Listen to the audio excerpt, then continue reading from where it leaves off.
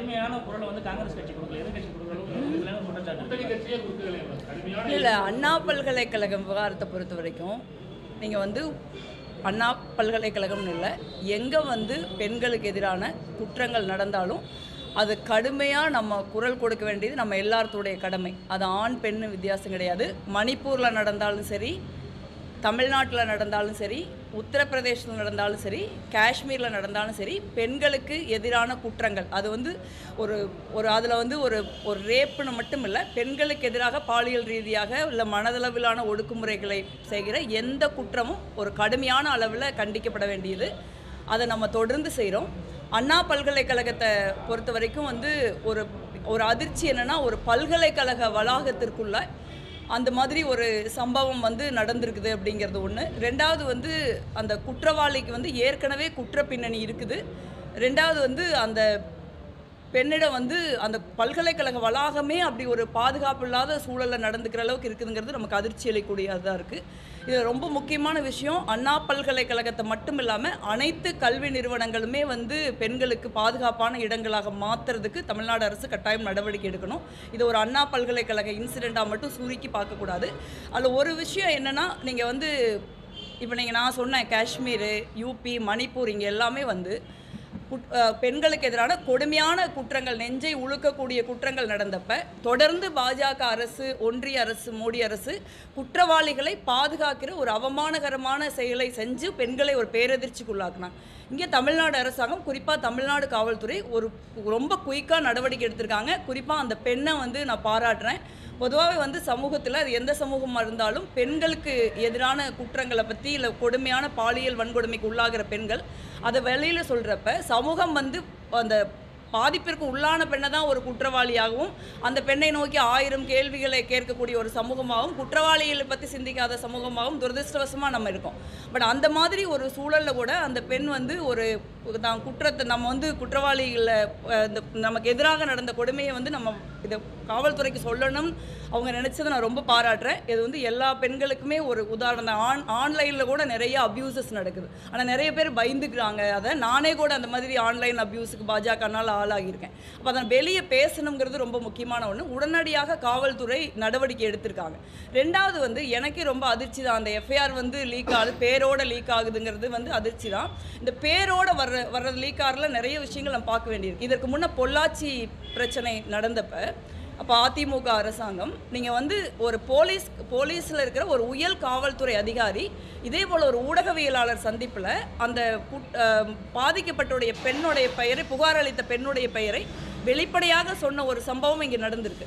அதற்கு அர்த்தம் என்ன அப்படின்னா, யாராவது வந்து இனிமேல் பாதிக்கப்பட்டதை வெளியில் சொன்னீங்கன்னா உங்களுக்கு இதான் நடக்குங்கிற மிரட்டல். இன்றைக்கு வரைக்கும் பொள்ளாச்சியில் அவ்வளோ கொடுமையான வீடியோக்கள் நம்ம பார்த்தோம். ரொம்ப நாள் ஆனால் கூட இன்றைக்கி நினச்சி பார்த்தா ஒரு நெஞ்சே நடுங்குத. நாடாளுமன்றத்தோடு நான் பேசியிருக்கேன். அந்த மாதிரி ஒரு சூழலில் வந்து பெண்களுடைய பெயரோட குற்றப்பத்திரிகை ரிலீஸ் ஆகிறதோ இல்லை அவர்களுடைய பெயர் காவல்துறை மூலமாக வெளியில் வர்றதோ ரொம்ப ஒரு நமக்கு ரொம்ப டிஸ்டர்பிங்கான விஷயம். இதை பொறுத்த வரைக்கும் ஒன்றிய அரசாங்கம் வந்து எழுத்துப்பூர்வமாக கொடுத்துருக்காங்க. இந்த மாதிரி இது என்ன, இந்த ஒரு நம்ம ஐபிசியை வந்து இந்த பாரதி என்னமோ இந்தி பேரில் மாற்றிருக்காங்க. அந்த மாதிரி அந்த இந்தி பேரில் மாற்றுறதுக்கு குற்றவியல் நடைமுறை சட்டங்கள் வந்து ஒரு இந்தி பேரில் மாற்றப்பட்டிருக்கிறப்ப அந்த ப்ராசஸில் இது நடந்திருக்கலாம்னு அவங்க கொடுத்துருக்காங்க. பட் அது என்ன விதமான டெக்னிக்கல், அப்போ வந்து தமிழ்நாட்டில் மட்டும் இல்லை, இந்தியா முழுக்க இந்த மாதிரி பாதிக்கப்பட்ட பெண்களுடைய பேர் வந்து வெளியே வரக்கு வாய்ப்பு இருக்குது. அதை வந்து ஒன்றிய அரசாங்கம் உடனடியாக ஃபிக்ஸ் பண்ணணும். அது தொடர்பாக நானும் உள்துறை அமைச்சர்கிட்ட பேசலான் இருக்கேன். ஏன்னா இந்த மாதிரி இன்னும் கொஞ்சம் ரொம்ப நாள் ஆகுதுன்னு வச்சுக்கோங்க. இப்போ ஒவ்வொரு பெண்ணுடைய பேரும் நம்ம லீக் ஆகிட்டே இருக்க முடியாது. அது ஒன்று. அதனால் இந்த மாதிரி இந்த விஷயங்களில் வந்து இதில் வந்து நமக்கு ஒன்றும் சமரசமே கிடையாது. எந்த கட்சி ஆட்சியில் இருக்கிறாங்க, யார் இல்லை, அது பிரச்சனை கிடையாது. ஒரு பெண் பாதிக்கப்பட்டால் அதில் எந்த விதமான சமரசம் இல்லாமல் நடவடிக்கை எடுக்கணும். இங்கே வந்து குற்றவாளிகளை காப்பாற்ற முயற்சி செய்யாமல் நடவடிக்கை எடுத்திருக்கிறாங்கிறது நம்ம கவனத்தில் கொள்ளணும்.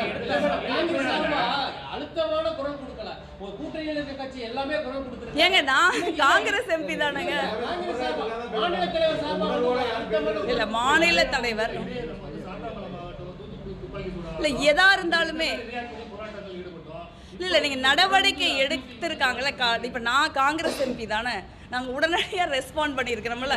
இது என்ன ஆகுதுன்னா, நான் என்ன நினைக்கிறேன்னா, இந்த கேஸை பொறுத்த வரைக்கும் என்னுடைய கருத்து இல்லை எங்கள் கட்சியினுடைய கருத்தாகவும் அது இருக்கலாம். இது வந்து நடவடிக்கை எடுக்கப்பட்டிருக்கு. நடவடிக்கை எடுக்காமல் நாங்கள் இதே ஒன்று சொல்கிறேன். பாரதிய ஜனதா கட்சியினுடைய மாநில தலைவர் சாட்டையில் அடிச்சுக்கிறாரு. நான் ஒன்று கேட்குறேன். கேடி ராகவன் ஒருத்தர் அவங்க கட்சியில் இருந்தாரா இருக்காரான்னு நமக்கு தெரியல. பாரதிய ஜனதா கட்சியை சேர்ந்த ஒரு பெண்ணுக்கிட்ட ரொம்ப அசிங்கமாகவும் அருவருக்கவும் பாலியல் ஒரு ஒரு ஒரு பாலியல் கொடூரத்தை அவர் நிகழ்த்துறார். அந்த வீடியோவை வந்து கோடிக்கணக்கான மக்கள் எல்லாம் பார்த்தாங்க. உண்மையா இல்லையா? அதுக்கு இது ஒரே நிமிஷம் இல்லை ஒப்பிட முடியாதுல்ல. இருங்க ஒரே நிமிஷம். இல்லை நீங்கள் எதுக்கு பிஜேபி சார்பாக பேசுகிறீங்க? இருங்க நான் முடிக்கிறேன். நீங்கள் பதட்டப்படாதீங்க. பாஜகவை காப்பாற்றுகிற எண்ணம் உங்களுக்கு இருக்கலாம், அதனால் நீங்கள் பதட்டப்படாதீங்க. நான் முடிக்க விடுங்க. அப்போ இதே பாஜகவுடைய மாநில தலைவர் ஒரு கமிட்டி அமைக்கிறார். அந்த கமிட்டியோடைய கமிட்டி அமைச்சு அந்த கமிட்டி 1 மாதத்திற்குள்ளே வந்து நடவடிக்கை எடுக்கும் இதே பாஜகவின் மாநில தலைவர் தான் சொன்னார். அந்த கமிட்டி என்னாச்சு, அந்த ரிப்போர்ட் என்னாச்சு? அதுக்காக நாங்கள் ஒரு 50 சாட்டைகள் அவருக்கு அனுப்பலாமா? நான் என்ன சொல்கிறேன்னா, அதுவும் இல்லாமல் அந்த சாட்டை சம்பவம் எப்போ நடக்குதுன்னு நீங்கள் பாருங்கள். சாட்டை சம்பவம் எப்போ நடக்குது அப்படின்னா, அண்ணாமலை அவர்களுடைய சொந்தக்காரர் வீட்டில் ஒரு பெரிய ரெய்டு நடக்குது. அந்த ரெய்டில் 13 கோடி ரூபாய் பிடிக்கப்பட்டதாக சொல்கிறாங்க. 250 கோடி ரூபாய் டாக்குமெண்ட் வருதுன்னு சொல்கிறாங்க. நீங்கள்லாம் போய் கேள்வி கேட்குறீங்க. ஏன் அந்த அவர் உங்களுக்கு என்ன சொந்தம்னா, எனக்கு அக்கா சொந்தம், ஜோதிமணி அக்கா சொந்தம், செந்தில் பாலாஜி அண்ணன் சொந்தம், விஜயபாஸ்கர் அண்ணன் சொந்தம்னு சொல்கிறார். நான் கேட்குறது என்னென்னா, அதெல்லாம் இருக்கட்டும், உங்களுடைய அக்காவின் கணவர் சிவக்குமார் உங்களுக்கு சொந்தமாக இல்லையா? அந்த அக்காவின் கணவர் சிவக்குமார் ஒரு செங்கல் சூளை நடத்துகிறார். அந்த செங்கல் சூளையோட பார்ட்னர் தான் வந்து இந்த 13 கோடிக்கு அமலாக்கத்துறை பிடித்த 250 கோடி ரூபா டாக்குமெண்ட் பிடித்த ஒருத்தர். அந்த நேரத்தில் அதை திசை திருப்பறதுக்கு தான் இது அரசியல் ஆகுதே ஒழிய வேறு எந்த காரணத்திற்காகவும் இது அரசியல் ஆக்கப்படலை நான் சொல்கிறேன். இல்லை பாஜக இல்லை ஒருத்தர் பேசிக்கிட்டு இருக்கிறப்ப அவங்கள முடிக்க விடணும். அது எதுக்கு அவர் முடிக்கவே விடாமல் எது கேள்வி? இல்லை தப்புன்னு கிடையாது. மணிப்பூரில் வந்து அது தப்பான ஒப்பீடா? மணிப்பூர் வந்து ஒரு தப்பான ஒப்பீடா? இல்லை வந்து உத்தரப்பிரதேசம் ஒரு தப்பான ஒப்பீடா? அதுவும் இந்தியாவில் தானே இருக்கு.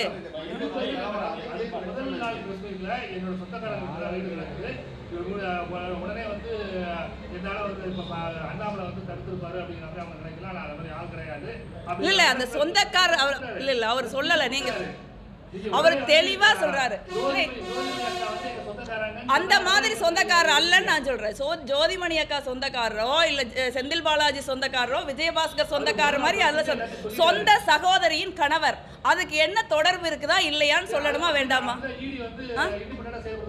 இல்ல ஈடியோ இல்லை ஈடி எல்லா காலத்தையும் நோக்கத்தோடு செயல்படுதுன்னு சொல்ல முடியாது. சில நேரங்களில் நோக்கத்தோடு செயல்படும், சில நேரங்களில் தெரியாமல் ஒரு வீட்டுக்குள்ளே போயிடுறாங்க. இதே இன்னொரு சொல்கிறேன், இதே பாஜகவுடைய மேனேஜராக இருக்கிற ஒருத்தர் வீட்டுக்கு ஈடி போயிட்டு தலைதறிக்கு ஓடி வரலையா? நீங்கள் தானே ஊடகங்களில் போட்டீங்க. அதே மாதிரி இது தெரியாமல் கூட நடந்திருக்கலாம். அப்போ அதே ஈடி இந்த கேஸை தொடர்ந்து நடத்தி அவங்கள புக் பண்ணாங்கன்னா ஈடி ஒழுங்காக இருக்காங்கன்னு இந்த கேஸ்லையாவது நம்ம ஒத்துக்கலாம். அதுக்கப்புறம் சத்தமே இல்லையே. ஸோ அந்த மாதிரி ஒரு திசை திருப்பதற்கு எதை திசை திருப்பணும் நான் நினைக்கிறேன். பெண்களுக்கான குற்றங்களை வேறு ஏதோ ஒரு விஷயத்தை காரணம் காட்டி அதை வந்து நீங்கள் சொல்கிறதே தான் நானும் சொல்கிறேன். உங்களுடைய ஊழலை மறைக்கிறதுக்கு அந்த செங்கல் சூளை எப்போ போடுறீங்க? நான் வசூல் ராஜான்னு சொன்னால் உங்களுக்கு கோவம் வருது. நான் எங்களுடைய ஒரு சோக்கால் நடைபயணம் ஒன்று நீங்கள் நடக்கிறீங்க, அதுக்கு ஏராளமான வசூல் நடத்துது. உங்கள் ஒரு கட்சியை சேர்ந்த சிவகங்கையை சேர்ந்த ஒருத்தர் வீடியோ போடுறாரு, எங்கிட்ட 1 கோடி ரூபா மிரட்டி வாங்கியிருக்காங்க. இதற்கெல்லாம் அதுக்கப்புறம் தான் அந்த செங்கல் சூளையை அவங்க போடுறாங்க. நடைபயணம் நடந்தப்புறம் தான் அந்த செங்கல் சூளை நடக்குது. நீங்கள் டாக்குமெண்ட் எல்லாம் ஓப்பன் ஃபீல்டில் இருக்குது, பொதுவெளியில் இருக்குது, எடுத்து பாருங்கள். அப்போ உங்கள் சொந்தம்னு யாரை சொல்கிறது? ஜோதிமணி அக்கா சாதியின் அடிப்படையில் முதல்ல சொந்தம் வருதுன்னு நான் நினைக்கல. யாரெல்லாம் வந்து ஒரு மக்களுடைய உரிமைகளுக்காக போராடுறாங்களோ அவங்க எல்லாருமே நமக்கு சொந்தக்காரங்க தான். சாதியின் அடிப்படையில் தான் சொந்தம் வருதுங்கிற ஒரு நிலைப்பாட்டே முதல்ல இல்லை. ரெண்டாவது, ஒரு மிகப்பெரிய ஊழல் நடந்துக்கிட்டு இருக்கு. அந்த ஊழலை வந்து நீங்கள் வந்து பாரதிய ஜனதா கட்சியின் தலைவர் அதில் சம்மந்தப்பட்டிருக்காரு. அவங்களுடைய அக்காவின் கணவர் வந்து அதனோட பார்ட்னராக இருக்காரு. அந்த செங்கல் சூளை இப்போ தான் ஆரம்பிக்கப்பட்டிருக்கு. இது வந்து ஒரு விஷயம். இந்த மாதிரி நிறைய விஷயம் நடக்கலாம். அந்த இடத்துல இதை டார்கெட்டடாக பயன்படுத்துறத வந்து நம்ம எந்த விதத்தில் அனுமதிக்க முடியும்?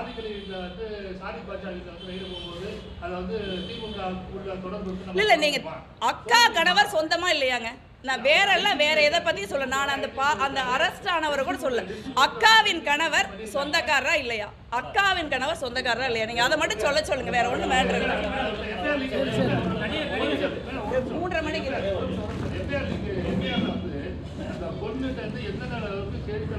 எஃப்ஐஆர் பொறுத்த வரைக்கும் நீங்க அதை வந்து நான் முன்னையே சொன்னேன், அது ஒன்றிய அரசாங்கமா இருந்தா ஒன்றிய அரசாங்கத்தோட இதா இருந்தாலும்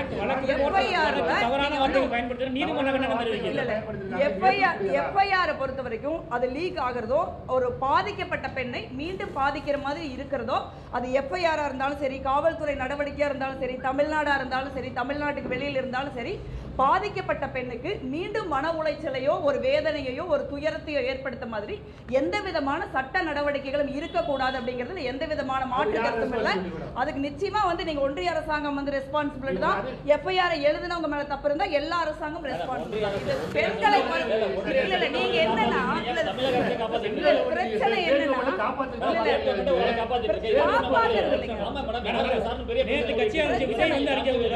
பிரச்சனை என்னன்னா நான் ஒரு பெண்ணா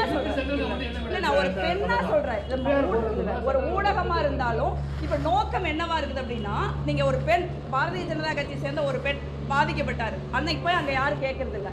அதுக்கப்புறம் இன்னைக்கு வந்து ஒரு கிட்டத்தட்ட ஒரு மணி நேரத்திற்கு கிட்டத்தட்ட 13 பாலியல் வன்புணர்கள் நடக்குது.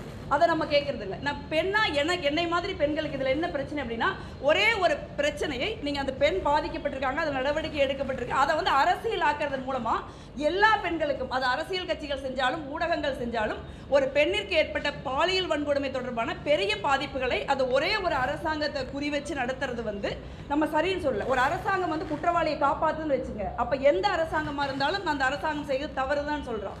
இப்போ ஒரு மணிப்பூர்ல வந்து குற்றவாளிகள் இன்னைக்கு வெளியே சுத்திட்டு இருக்காங்க. உத்தரப்பிரதேசத்திலையும் காஷ்மீர்லயும் நீங்க வந்து பாதிக்கப்பட்டவர்கள் வந்து